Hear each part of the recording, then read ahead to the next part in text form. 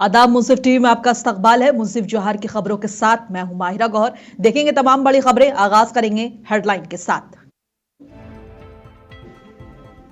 मंत्री हफीजुल हसन अंसारी ने एसपी सौरभ कुमार से की मुलाकात। देवघर जिले को अपराध मुक्त बनाने पर हुई चर्चा।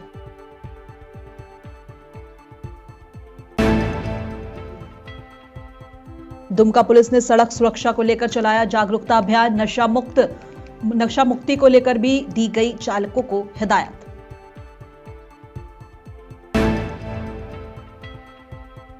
बिहार चुनाव की गति हुई और भी तेज। पक्ष विपक्ष ने एक दूसरे पर उठा रहे हैं सवाल। तेजस्वी बना रहे एनडीए को निशाना और एनडीए ने बताया महागठबंधन का घोषणा पत्र झूठा।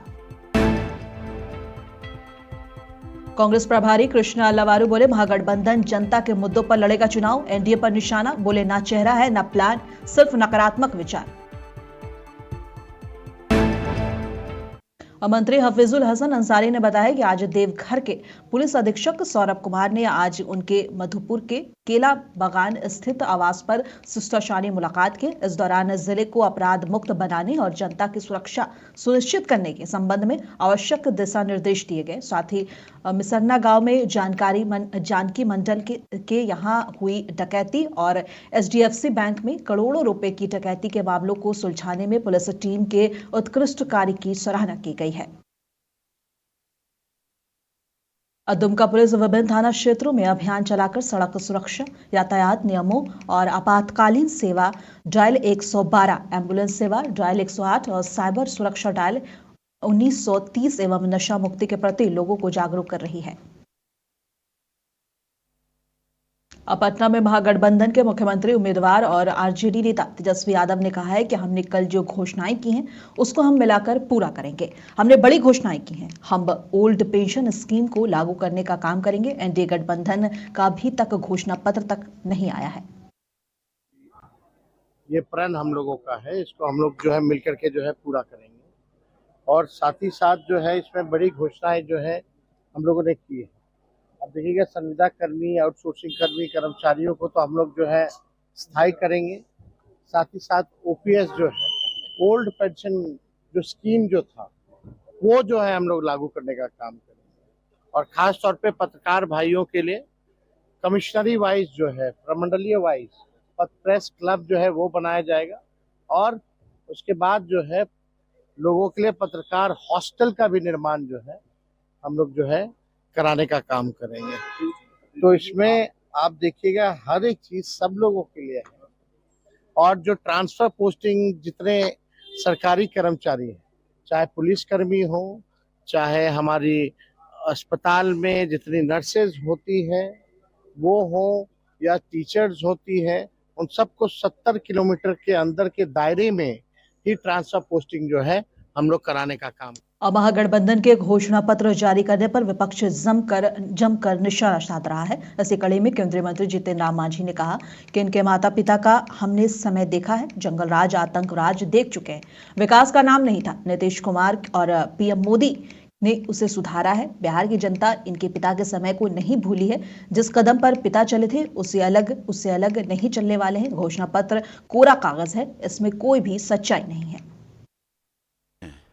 मगही में कहा जाता है, बापे पूत पराते घोड़ा, न कुछ तो थोड़ा थोड़ा।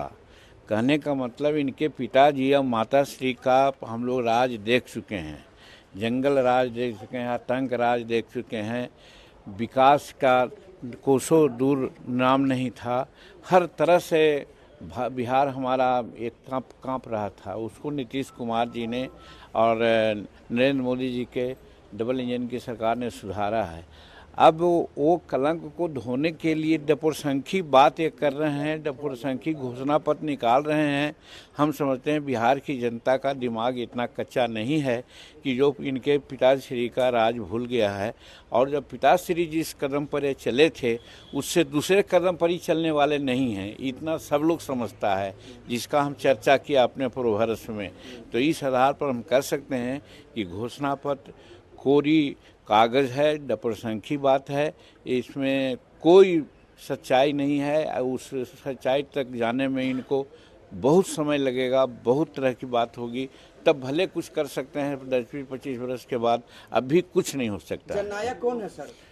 जननायक कर्पूरी ठाकुर जी हैं। कर्पूरी ठाकुर ये लोग कर रहे हैं तो कर्पूरी ठाकुर जी का अपमान कर रहे हैं। अति पिछा के लोग समझे कि जननायक कहा जाता है, आम लोग एक्सेप्ट करता है और जननायक की पदवी देता है। हम मुँह मिठू बने कि हम फलना चीज हैं तो हो जाएगा, तो वैसे ही ये लोग अपने कर रहे हैं।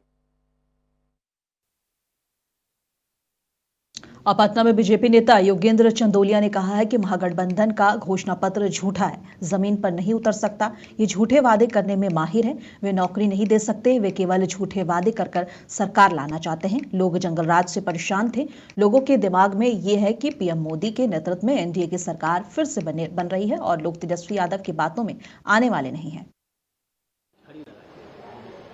जो घोषणा पत्र है सरासर झूठा, जमीन पर उतर नहीं सकता, झूठे वायदे करने के अंदर माहिर है। लालू यादव और उनके पुत्र ना वो नौकरी दे सकते। नौकरी का उनका एक उदाहरण सब लोगों को मालूम है, रेलवे भर्ती घोटाला, लोगों से पैसे लिए थे। कुल मिलाकर केवल झूठे वायदे पर वो सरकार लाना चाहते हैं। लोग जंगल राज से परेशान थे। लोगों के दिमाग में ये है कि नरेंद्र मोदी जी के नेतृत्व में एनडीए की सरकार दोबारा बनानी है। जो कमिटमेंट नरेंद्र मोदी की सरकार करती है वो पूरा करती है। बिहार का इंफ्रास्ट्रक्चर जो जितना मोदी जी के नीतीश कुमार जी की सरकार में हुआ है उतना कभी नहीं हुआ। लोग तेजस्वी यादव की बातों में आने वाले नहीं।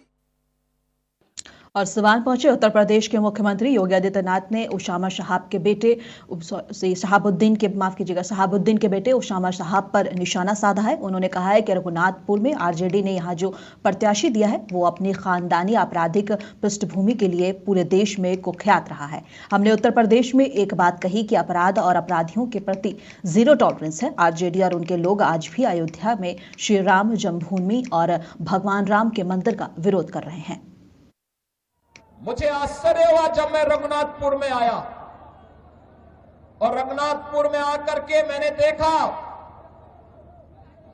कि आरजेडी ने यहां से जो प्रत्याशी दिया है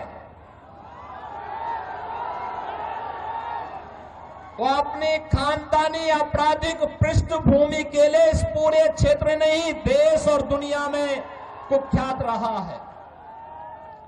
नाम भी देखो ना, जैसा नाम वैसा काम, जैसा नाम वैसा काम। और बहनों और भाइयों, इसीलिए तो मैं कहता हूं, हमने यूपी के अंदर एक बात कही कि भाई देखो, अपराध और अपराधियों के प्रति जीरो टॉलरेंस, और जीरो टॉलरेंस के तहत आज आप देख रहे होंगे आरजेडी और उनके लोग आज भी अयोध्या में श्री राम जन्मभूमि पर भगवान राम के मंदिर का विरोध कर रहे हैं। सीतामढ़ी और उसके आसपास के क्षेत्र में मां जानकी के भव्य मंदिर के निर्माण और कॉरिडोर के विकास के लिए किए जाने वाले कार्य का विरोध कर रहे हैं। ये आरजेडी के लोगों को बताना चाहिए, अयोध्या में श्री राम जन्मभूमि पर भव्य राम मंदिर का निर्माण होने के पहले उत्तर प्रदेश की डबल इंजन की सरकार ने प्रधानमंत्री मोदी जी के नेतृत्व में अयोध्या में राजर्षि दशरथ जी के नाम पर मेडिकल कॉलेज का निर्माण पहले किया, महर्षि वाल्मीकि के नाम पर इंटरनेशनल एयरपोर्ट का निर्माण किया। पटना में बिहार कांग्रेस प्रभारी कृष्णा लवारू ने कहा कि महागठबंधन ये चुनाव बिहार के लोगों के मुद्दों को केंद्र में रखते हुए करना चाहता है। मुद्दे के आसपास समाधान, और समाधान के लिए हमारा घोषणा पत्र है, हमारा एजेंडा है और लोगों के लिए विजन है। सवाल यह है कि एनडीए के पास ना चेहरा ना प्लान है, वो सिर्फ नकारात्मक बात करते हैं। मैं शुरू से ही कह रहा हूं कि महागठबंधन ये चुनाव बिहार के लोगों के मुद्दों को केंद्र में रखते हुए करना चाहते हैं। मुद्दा के आसपास समाधान, और समाधान के लिए हमारा मैनिफेस्टो है, हमारा एजेंडा है, लोगों के लिए विजन है। तेजस्वी जी भी ये बार बार बोलते हैं।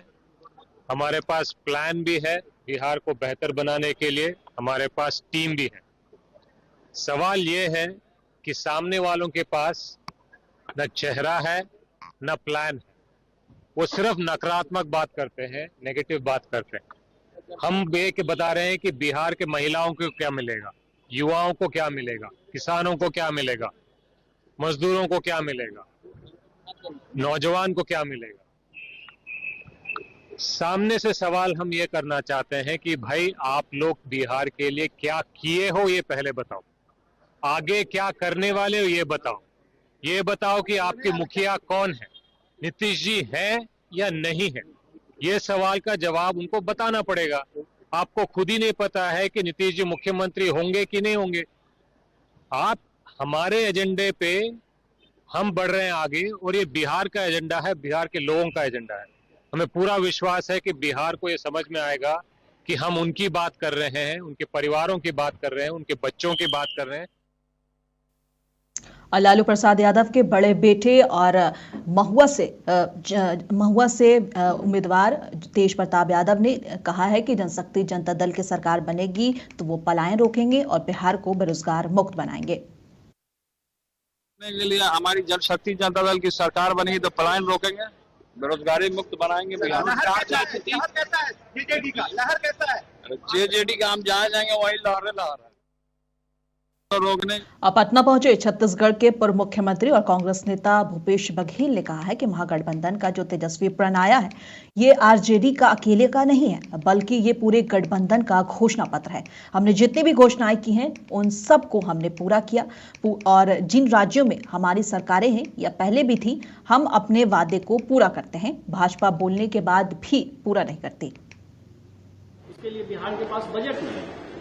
देखिए, सबसे पहली बात यह है, ये महागठबंधन का जो महाप्रण आया है, तेजस्वी प्रण आया है, आप डायस में आप देख लें सारे पार्टी के नेता थे, तो ये कोई आरजेडी का अकेले का नहीं, बल्कि पूरे महागठबंधन का एक घोषणा पत्र है। नंबर 2, जितने भी हम लोगों ने घोषणाएं की वो सबको हम लोगों ने पूरा किया है। जहां जहां जिन राज्यों में हमारी सरकारें हैं या पहले भी थी, वहां हम लोगों ने पूरा किया है। तो अविश्वास करने का सवाल ही नहीं उठता, क्योंकि भारतीय जनता पार्टी बोल के भी पूरा नहीं करती। मोदी जी की गारंटी क्या थी? विदेश से काला धन लाएंगे, 15-15 लाख बांटेंगे, 11 साल बीत गया। 2 करोड़ नौकरी हर साल देंगे, वो कहाँ है? अच्छे दिन कहाँ हैं? इसी बिहार में मोदी जी ने क्या कहा था? 50 लाख करोड़ दूं कि 60 लाख करोड़ दूं? और सारण से बीजेपी सांसद राजीव प्रताप रूडी ने कहा है कि बिहार की चर्चा नीतीश कुमार और लालू यादव के बीच में है। लोगों ने मन बना लिया है कि एनडीए की सरकार बिहार में बनेगी। वहीं एसआईआर के दूसरे चरण पर उन्होंने कहा कि एसआईआर अगर पूरे भारत में हो रहा है तो इसमें किसी को कोई आपत्ति नहीं होनी चाहिए। यह बिहार में हुआ है, वहां सब कुछ समान है, यह देश भर में जरूर होना चाहिए। हम लोग मेन स्ट्रीम पॉलिटिशियन हैं, हम लोग मेन स्ट्रीम पॉलिटिक्स की बात करते हैं। बाकी लोग आए हैं अपना कुछ बयान देके जाएंगे, उनका कोई बिहार से बहुत लेना देना नहीं, ना बिहार के मुसलमानों से लेना देना है, ना बिहार के गरीबों से लेना देना है। बिहार का डिस्कशन नीतीश कुमार और लालू यादव के बीच है, बाकी सब पेरिफेरल है, और लोगों ने एक प्रकार से पूरी मन बना ली है कि एनडीए की सरकार बिहार में। और बंगाल में सर एसआईआर पर भाई हम लोग बिहार के चुनाव की बात करते हैं, भारत लाइव तो अभी सीमित रहे, और एसआईआर अगर पूरे भारत वर्ष में हो रहा है किसी को आपत्ति नहीं होना चाहिए। बहुत ज्यादा सवाल ये है कि बिहार का हुआ, सब कुछ सामान्य है, कहीं कोई चुनौती नहीं, उच्चतम न्यायालय ने उस पर कोई प्रतिबंध नहीं लगाया, और अब सवाल है कि देश भर में जरूर होना चाहिए, सही मतदाताओं की पहचान हो जाना चाहिए, अदृश्य मतदाताओं को निकाल देना चाहिए। ये काम तो चुनाव आयोग। अब पटना में बिहार चुनाव को लेकर आरजेडी नेता मीशा भारती ने कहा है कि हम लोग जो वादे करते हैं उसको पूरा करके दिखाते हैं। जिस तरह से तेजस्वी यादव ने 10 लाख नौकरी देने का जो वादा किया था, मौका मिलने पर उन्होंने 5 लाख नौकरी दिया। यह बिहार के इतिहास में पहली बार हुआ कि गांधी मैदान से नियुक्ति पत्र बांटे गए। तो मोदी जी ने अपने वादे पूरे कर दिए जो 14 में करके आए थे। प्रत्येक वर्ष 2 करोड़ युवाओं को रोजगार देंगे, दे दिया है क्या? 11 वर्षों में 22 करोड़ होता है। बिहार को विशेष राज्य का दर्जा मिलना था, मिल गया है क्या?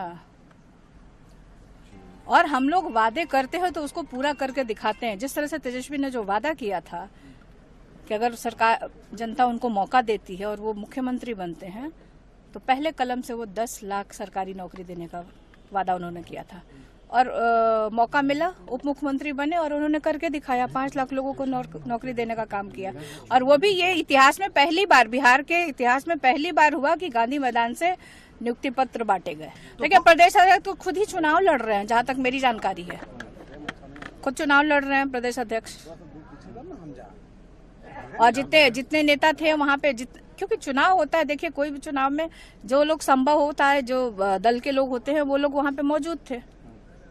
अब महागठबंधन में आप देखिए, तेजस्वी हैं राष्ट्रीय जनता दल से, वो मौजूद थे। दीपांकर भट्टाचार्य जी थे, अखिलेश जी थे, आपके और भी कांग्रेस के लीडर्स वहां मौजूद। अब बिहार चुनाव पर बिहार के उप मुख्यमंत्री सम्राट चौधरी ने बयान दिया है। उन्होंने कहा है कि राष्ट्रीय जनता दल यानी कि आरजेडी राष्ट्रीय अध्यक्ष को पहले बिहार की जनता विलेन मानती थी, अब राष्ट्रीय जनता दल ही विलेन मानने लगा है।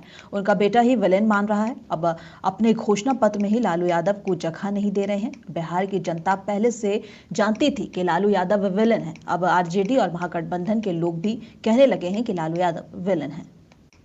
पार्टी में राष्ट्रीय अध्यक्ष को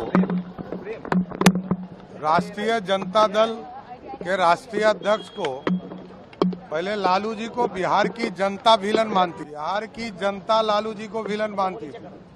अब राष्ट्रीय जनता दल ही विलन मानने लगी, उनका बेटा ही विलन मान रहा है।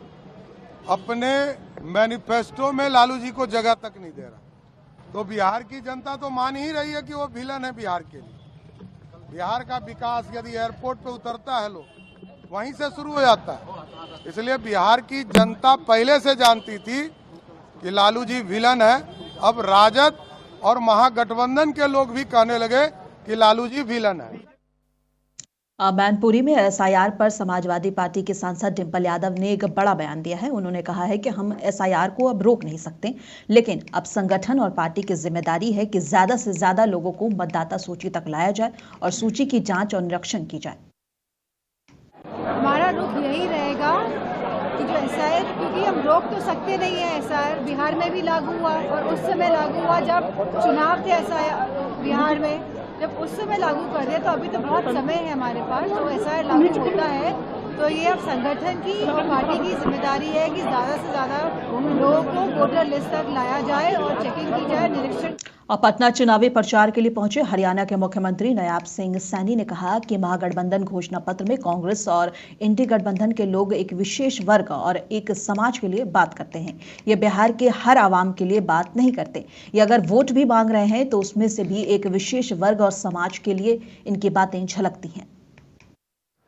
देखिए, क्योंकि चाहे राहुल गांधी है, चाहे जेडीयू के नेता हैं, जेडीयू के नेता तो राहुल गांधी आगे बैठा रखा, ये तो ताड़ियां मार रहे हैं।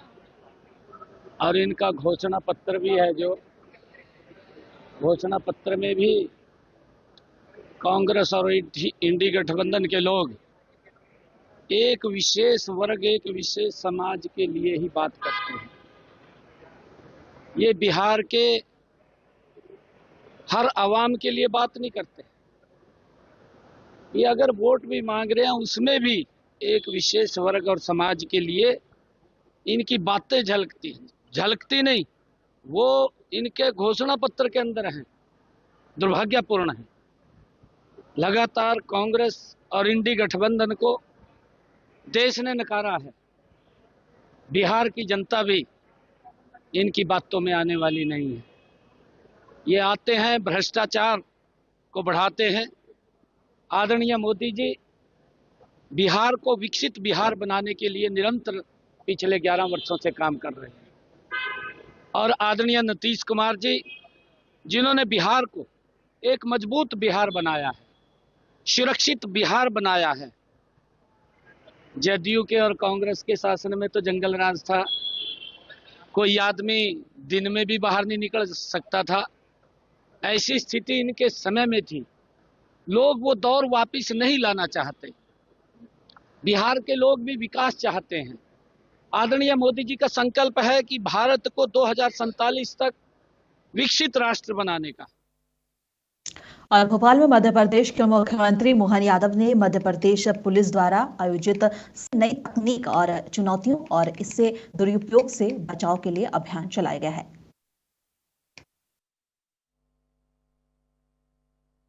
मैं आज रन फॉर अवेयरनेस साइबर अपराध के लिए खासकर यहाँ मध्य प्रदेश सरकार के स्पोर्ट्स और पुलिस विभाग द्वारा संयुक्त रूप से यशस्वी प्रधानमंत्री ने जो साइबर अपराधों के प्रति जागरूकता के लिए अक्टूबर माह में अभियान चलाने का निर्णय किया था, उसका समापन और दौड़ के लिए आया था। और इस अभियान के माध्यम से एक तरफ हम जब नई तकनीक अपनाने की तरफ लोगों को प्रेरित करते हैं, तो उस तकनीक की चुनौतियों से जिसका दुरुपयोग होता है, ऐसे अपराधों को रोकने के लिए ये बहुत अच्छा अभियान चलाया गया। और कितना सरल हेल्पलाइन नंबर 1930 अगर ये रिलीज किया, जिस आधार पर हम अपने सभी प्रकार के साइबर अपराधों की जानकारी से पुलिस से जुड़ करके इन अपराधों पर नियंत्रण का काम करें। मेरी अपनी ओर से माननीय प्रधानमंत्री जी का भी आभार और मध्य प्रदेश पुलिस के माध्यम से। लखनऊ में उत्तर प्रदेश के उप मुख्यमंत्री ब्रजेश पाठक ने कहा कि इंडी गठबंधन के लोग फेक मतदाता सूची के आधार पर मतदान कराने की योजना बना रहे हैं। मैं भारत निर्वाचन आयोग का बहुत धन्यवाद करता हूं कि निष्पक्षता के साथ काम कर रहा है और इंडी गठबंधन के लोग अपनी संभावित हार देखकर इस प्रकार के बयान दे रहे हैं। ये आधार खो चुके हैं। पूरे देश में प्रधानमंत्री नरेंद्र मोदी के नेतृत्व में बीजेपी गरीब कल्याण योजनाओं के माध्यम से जन जन का भरोसा जीत चुकी है। और समाजवादी पार्टी इंडी गठबंधन के लोग ये फेक मतदाता सूची के आधार पर मतदान कराने की योजना बना रहे हैं।